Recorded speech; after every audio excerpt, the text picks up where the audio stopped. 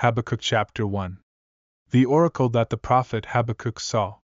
O Lord, how long shall I cry for help, and you will not hear? I cry out to you, violence! But you do not save.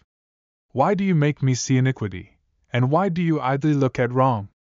Destruction and violence are before me, strife and contention arise. So the law is paralyzed, and justice never goes forth.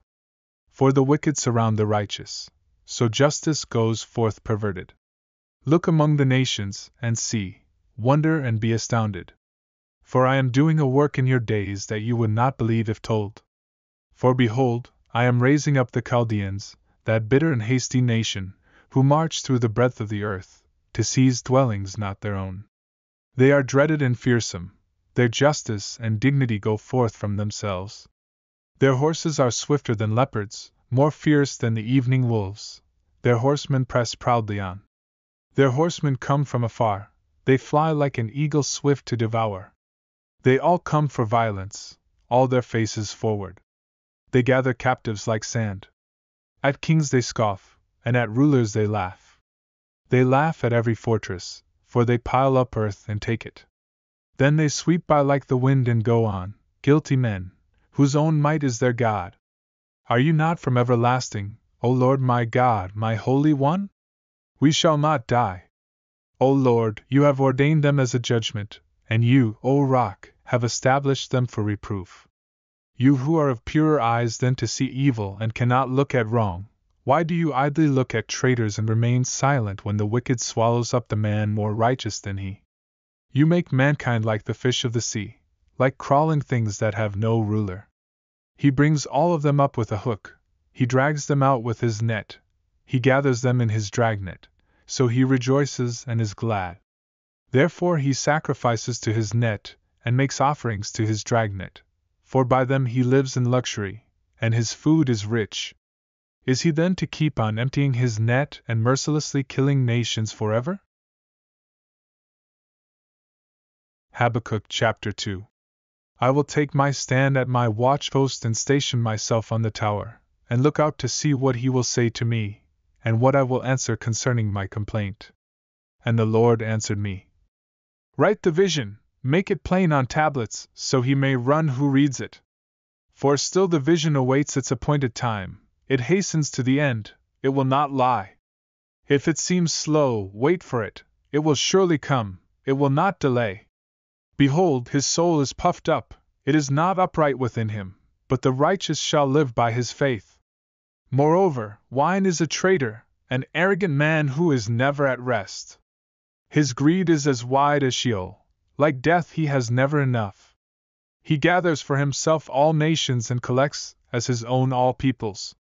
Shall not all these take up their taunt against him, with scoffing and riddles for him, and say, woe to him who heaps up what is not his own, for how long? And loads himself with pledges. Will not your debtors suddenly arise, and those awake who will make you tremble? Then you will be spoiled for them. Because you have plundered many nations, all the remnant of the peoples shall plunder you, for the blood of man and violence to the earth, to cities and all who dwell in them. Woe to him who gets evil gain for his house, to set his nest on high, to be safe from the reach of harm. You have devised shame for your house by cutting off many peoples, you have forfeited your life. For the stone will cry out from the wall, and the beam from the woodwork respond. Woe to him who builds a town with blood and founds a city on iniquity. Behold, is it not from the Lord of hosts that peoples labor merely for fire, and nations weary themselves for nothing? For the earth will be filled with the knowledge of the glory of the Lord as the waters cover the sea. Woe to him who makes his neighbors drink, you pour out your wrath and make them drunk, in order to gaze at their nakedness. You will have your fill of shame instead of glory. Drink yourself, and show your uncircumcision. The cup in the Lord's right hand will come around to you, and utter shame will come upon your glory. The violence done to Lebanon will overwhelm you, as will the destruction of the beasts that terrified them, for the blood of man and violence to the earth, to cities and all who dwell in them. What profit is an idol when its maker has shaped it, a metal image, a teacher of lies? For its maker trusts in his own creation when he makes speechless idols. Woe to him who says to a wooden thing, Awake, to a silent stone, Arise. Can this teach? Behold, it is overlaid with gold and silver, and there is no breath at all in it. But the Lord is in his holy temple. Let all the earth keep silence before him. Habakkuk chapter 3. A prayer from the prophet Habakkuk, in the form of a song of deep reflection.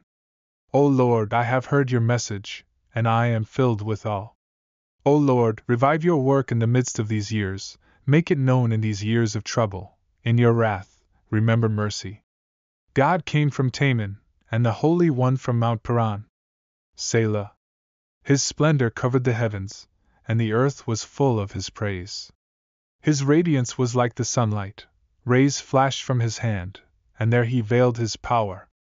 Before him went pestilence, and burning coals flamed forth at his feet. He stood and measured the earth, he looked and made the nations tremble. The eternal mountains were scattered, the everlasting hills sank low. His ways are everlasting. I saw the tents of Cushan in affliction, the curtains of the land of Midian did tremble. Was your wrath against the rivers, O Lord? Was your anger against the rivers, or your indignation against the sea when you rode on your horses, on your chariot of salvation? You stripped the sheath from your bow, calling for many arrows. Selah. You split the earth with rivers. The mountains saw you and writhed, the raging waters swept on, the deep gave forth its voice, it lifted its hands on high. The sun and moon stood still in their place at the light of your arrows as they sped, at the flash of your glittering spear. You marched through the earth in fury, you threshed the nations in anger. You went out for the salvation of your people, for the salvation of your anointed. You crushed the head of the house of the wicked, laying him bare from thigh to neck. Selah. You pierced with his own arrows the heads of his warriors, who came like a whirlwind to scatter me, rejoicing as if to devour the poor in secret. You trampled the sea with your horses, the surging of mighty waters. I hear, and my body trembles, my lips quiver at the sound, rottenness enters into my bones, my legs tremble beneath me.